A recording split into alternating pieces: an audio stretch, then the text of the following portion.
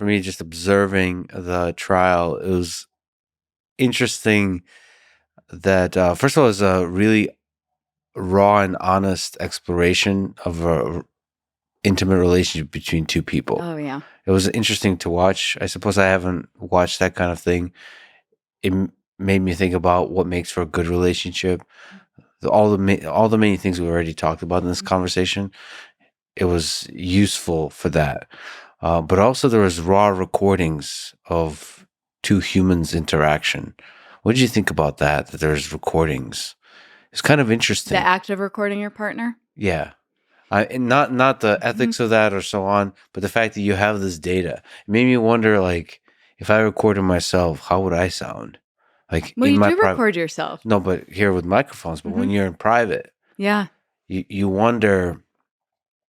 Like, I had a bit of a fight with a friend last week, and I wondered which one of us was the asshole. I would love to hear the recording because I think we were a little bit rude to each other, and I wonder how it went wrong. I love that you asked yourself that question. That's so useful. We made up the next day, and I think both agreed to not ever talk about it. But I want the Just data. bury it deep. Yeah. You know, I record my couple sessions, and one of the primary purposes of that is so that if they start to get nasty with each other in the session, I can stop it and I can say, what was that? Yeah. Right? And most of the time, what you're describing is so useful because we don't see ourselves. We have no idea that we just came off as critical. We think we're being completely reasonable and thoughtful. You know, whenever somebody's sort of retelling an argument they got and they said, and then, I was just caring and just asked, I mean, why is there a reason you did, something like that? If they can actually see themselves, they realize, no, their jaw was clenched, their voice was raised, they actually called a name. Sometimes they're shocked. So just to linger on it, you labeled Amber Heard as a 3-6 code type, going back to our discussion, which can mean that, quote, she's heavily concerned with image, prone to treating others with cruelty, unable to admit responsibility for wrongdoing, and prone to externalizing blame. And then I also went into the MMPI-2 list. 3-6 includes anxiety, tension, rigidity, fear of criticism, suppressed hostility merging in passive or episodic aggression, suspiciousness, egocentricity, what else? Projection. What can you say about that code that is not captured in the different personality disorders? What are we supposed to do that from a forensic psychology perspective?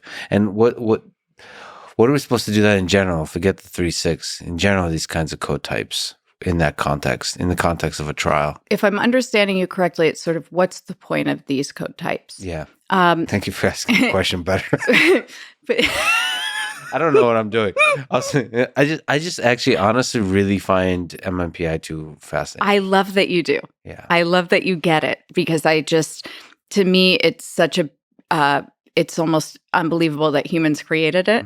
But I think that goes back to that empirical key method of creating something that enabled it to be as robust as it is and something that is very difficult to beat, if not impossible. But the code types really, so it depends on, in any forensic case, what really matters is the psycho-legal question. So what is the legal question? And then what is the psychologist's responsibility in assisting with whatever question they're being asked? And there's some questions we can't answer, some that we can. You don't always need to provide a diagnosis when you're asked to provide a report. It depends on the jurisdiction. It depends on the statute. Some jurisdictions actually require a diagnosis. In this case, I was asked to provide a diagnosis. So when I'm considering a diagnosis, you're integrating multiple different sources of information. You're integrating an examinee's self-report. You are adding collateral data. Usually, I wasn't able to obtain collateral interviews in this case, and that was the decision of the court. They said no collateral interviews. But typically that would be something that you would add. You're looking at records ideally from birth up until the date that the alleged injury occurred. And I'm speaking now specifically to a personal injury evaluation or something where somebody is claiming that they were harmed psychologically. But you want as many records as possible to show how a person functioned before that event occurred and how they functioned after. And you want it to show financial functioning, physical functioning, academic functioning. Basically, where is there evidence that something in their life changed? Where is there evidence that harm occurred other than from what they're telling you? And in addition to all of those records that you're reviewing, in addition to their self-report, then you're also going to give some of these tests like the MMPI. So the code types are really that strength of the MMPI too. It gives you really nuanced information about a person's personality. Now, again, you're not going to use the MMPI-2 or any other test by itself to diagnose someone or, decide that the person is telling the truth, not telling the truth. It is just another piece of data. And when it's working the way it's supposed to, it lines up really nicely with all of the other data you're getting, including what you've observed from the person during your interview with them, the information they're giving you, or inconsistencies with the information they're giving you, the consistency or inconsistency of their self-report from the records, what the records themselves say, et cetera, et cetera.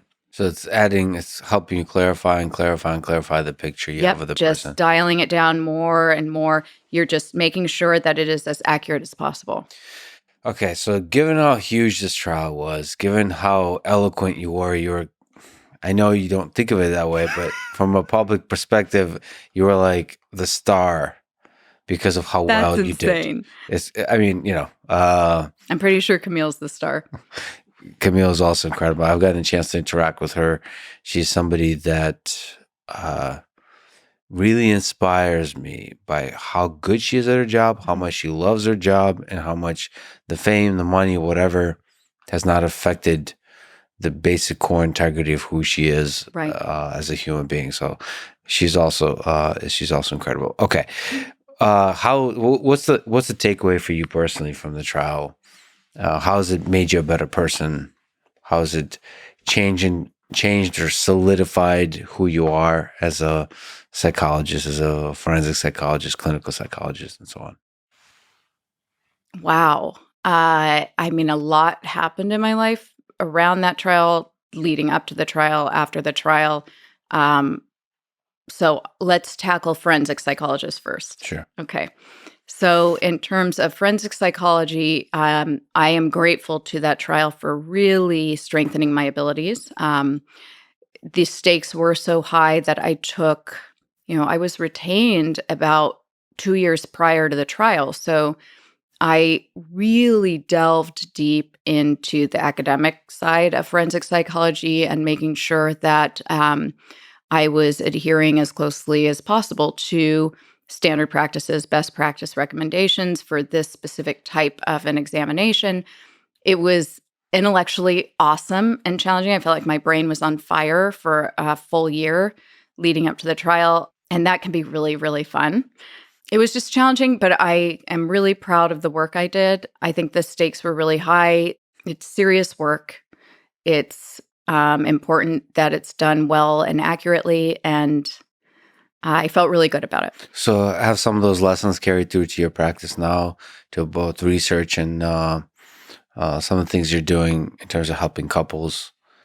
No, my practice hasn't changed that much. Mm-hmm. This was more just something that was more, it demanded so much more of my time than my typical forensic work does. And personal injury cases, or in cases where there is an allegation of trauma or psychological harm, tend to be super labor intensive. Yeah. This, given the magnitude and how long it had been going on in the back and forth, required a ton of work before the trial as well. So it pulled me away from the practice. I think it's been nice to go back a bit. So now personally, I've learned some things. I've learned that I need to slow down a little bit.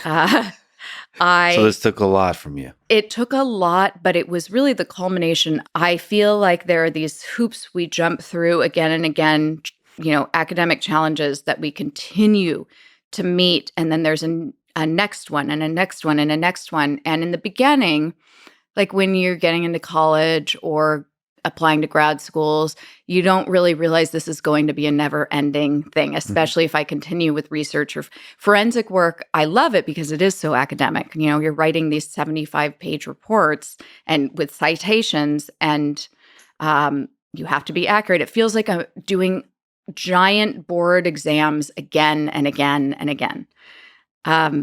It never ends, but that feeling, I think you and I were talking about how it's fun to doubt yourself because it pushes you to do better work. But so if you keep having high stakes, you're going to work all the time, work yourself into the ground, constantly be thinking about, this question, I'm not sure if I fully know the answer and all the research behind that, so I should go there. And again, super fun, but I don't just do forensic psychology all day. I also own a clinic. I provide therapy. I've been providing therapy for 15 years. So what happens is you have clients who maybe you've stopped seeing, but when they have a crisis in their lives, they reach out to you again, even if it's 7 years later. So you've accumulated hundreds of clients who at any given time are going to reach out when they're in crisis, whether or not you're working on a federal case or in Virginia for this. And that is never going to be something easy to grapple with because I feel that I am letting somebody down. I know I am because these are people I genuinely care about, and they care about me and they trust me. And I want to be able to be there for them. I know that it's disappointing if I can't be. And it's also very difficult to separate out the professional therapy relationship from loving someone who you've seen through some of the most difficult parts of their lives. And I can explain that to people all day long, but it doesn't necessarily mean that it's going to be easy for someone to accept when I can't talk to them and they just found out, their husband was leading a double life, or, their sister just died and I can't even get on a call because I'm getting maybe 15 messages like that a day and have to testify and have to run my practice. So I think that was why I need to slow down. This case, I was doing all of that. And then like the academic load or the work involved was just tremendous. And some stuff happened. Like my dad, he started having his cognitive decline. I got a medical diagnosis that is stress-induced. I really thought I was getting away with it. I really believed that people who talk like a lot about self-care were kind of full of shit and just didn't know how to push themselves. I still believe in pushing ourselves. But I think I kind of traversed into an area without realizing it where I was no longer pushing myself to challenge myself or see what I was capable of. I was almost pushing myself like as a necessity because I didn't know what else to do anymore. Just an obligation. It wasn't even, I wasn't pushing myself to do. The Depp Heard case reminded me of that feeling of pushing myself to do something I wasn't sure I was capable of and overcoming that challenge. That was rewarding. But when you're piling that on with like running a business and all these other things and trying to be perfect at all of them, that just starts to become like a feeling of necessity, and it's not healthy.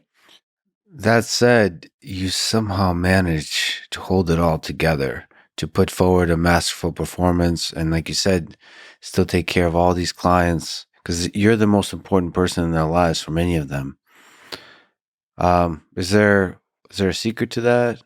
Is there any hacks? Is there I don't sleep a lot.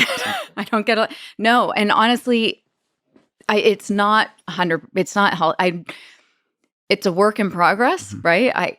I don't have an answer for.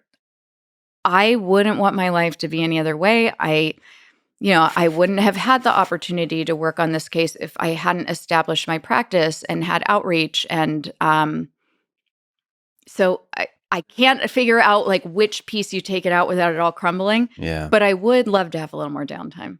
So it all kind of works together, and there's passion is the fuel that's behind all of it. That's probably the reason you haven't lost your mind quite yet. Maybe. Yeah, maybe. Unless, I mean, it depends who you ask.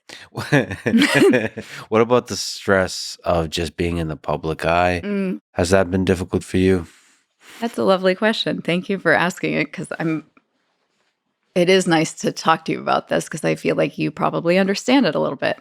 That was something I was absolutely unprepared for. Like I said, I had no idea how many people were watching when I testified. I had no idea. And I got off the stand. I kind of staggered to the back room and truly thought about lying down on the floor, because I was so exhausted. And, I'd been up studying all my stuff, terrified that I was going to forget some statistic about the MMPI-2. It's going to be so great. It's great for me. It's going to be great for people to hear this, that you're human. You're too flawless.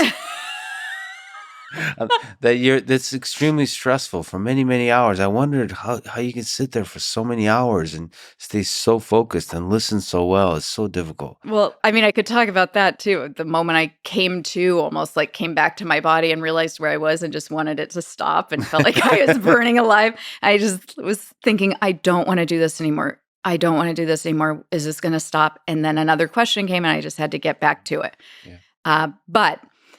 So after I testified, the first time I went in that back room, I might have laid down on the ground. It's kind of a blur. I mean, I might have.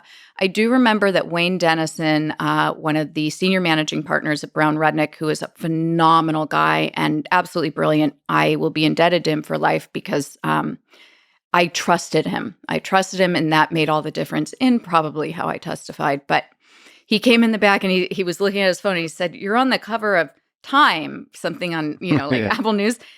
And I thought, I thought he was messing with me. I thought it was his joke way of saying, like, I did great.